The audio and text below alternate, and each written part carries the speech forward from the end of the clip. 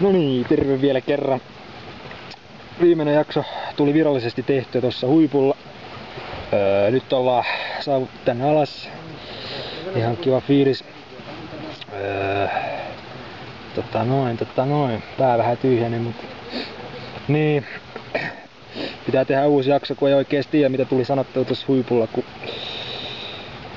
kun oli vähän heikossa hapessa, sanotaanko näin, kirjaimellisesti, ja sitten tuli vielä toi altitude sickness, plus että muutenkin oli vatsa vähän huonossa kuosissa, mutta täällä ollaan.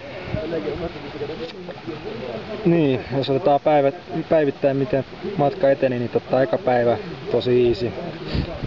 Sademetsästä metsän läpi käytiin tossa tonne, mikä se nimi nyt oli, Marangu Hatille. Aika helppo matka oli kyllä.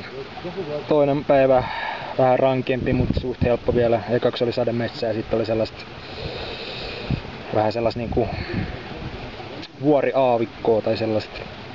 Kolmas päivä, silloin oltiin jo 3720 metrissä, niin se oli jo vähän rankempi päivä. Tapasin siinä yhden britin, joka kertoi, että on kyllä aika rankka reissu edessä toi vikapäivä, niin silloin rupesi vähän tajua, että mikä on edessä tai mikä odottaa. Mutta se meni kyllä ihan ok. Tultiin sinne viimeiselle majoituspaikalle Kibolle, eli se on tuossa 4500 metrissä. Silloin rupesi vähän olemaan sellaisia niinku, muurahaisia tuossa sormenpäissä, eli rupesi vähän tuntee, nyt ei kyllä veri ei kulje enää niin hyvin. Sitten tultiin niin sinne joskus 1 keskelpäivää, sitten nukuttiin, syötiin illallinen 6 aikoihin ja sitten oli herätys 11:30, eli yöllä oli tarkoitus kävellä sinne ylös. Syötiin pikku aamiainen tossa keskiaikoihin. Lähettiin 12:30 matkaa. Aika nopeasti rupesi tuntua, että vittu ei kyllä nyt on vatsa kyllä vähän heikossa kunnossa. Ekaksi kelasin, että se oli ehkä enemmänkin ruoka, joka oli tehnyt sen, mutta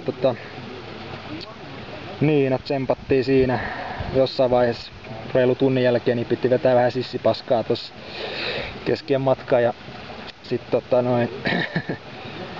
jatkettiin matkaa ja sitten tultiin 5500 metrin korkeudella, niin ihan pirun kylmä oli jo.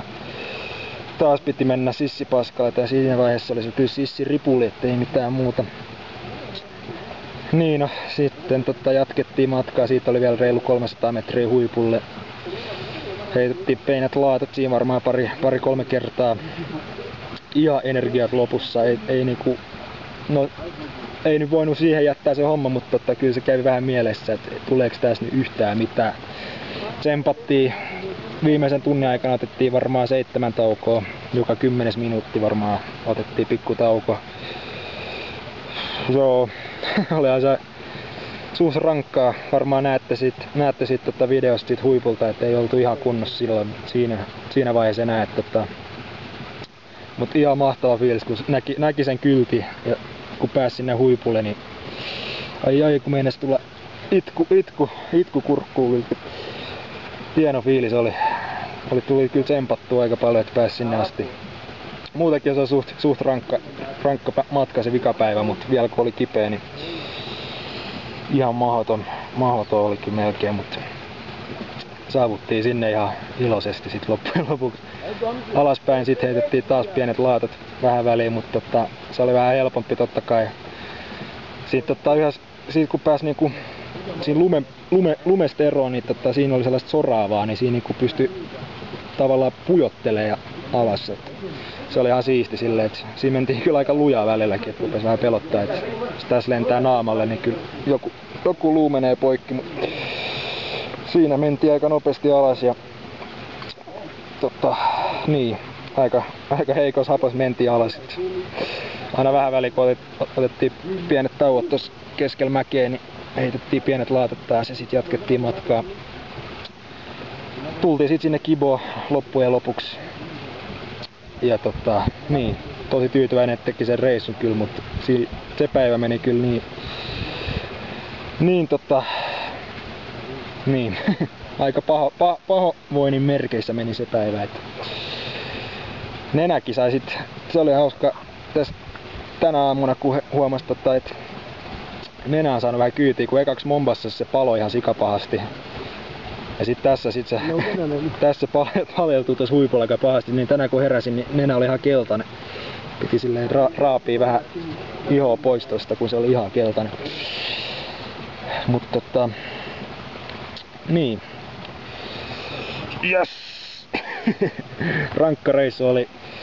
Tää on kyllä todellakin viimeinen jakso, ei edes virallinen jakso, vaan ihan bonusjakso, vaan niin, matka jatkuu vielä viikon verran tässä Tansaniassa. Mennään sinne tunnetulle maustesaarelle Zanzibariin, mennään viikoksi sinne toisten vapaaehtoistyöntekijöiden kanssa ja sen jälkeen palataan Nairobiin päiväksi ja sitten on lento kotiin. Eli se on vaan muuta kuin jumbo, kuten sanotaan swahiliksi.